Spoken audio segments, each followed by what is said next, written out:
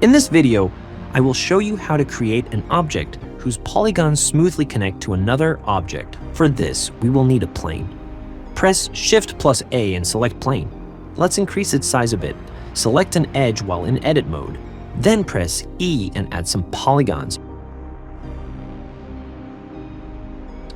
Apply the subdivision modifier. Increase the value of level's viewport to 5. Apply it to the model.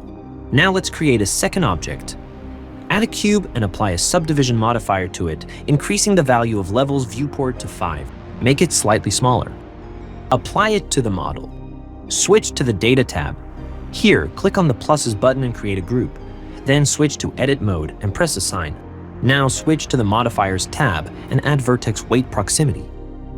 Add Group and Plane. Switch the proximity mode to Geometry. Change lowest to 0.8 and highest to 0. Now add the Displace modifier. Add Group, the Shrink Wrap modifier, and Plane, Group, and add one more modifier, Data Transfer.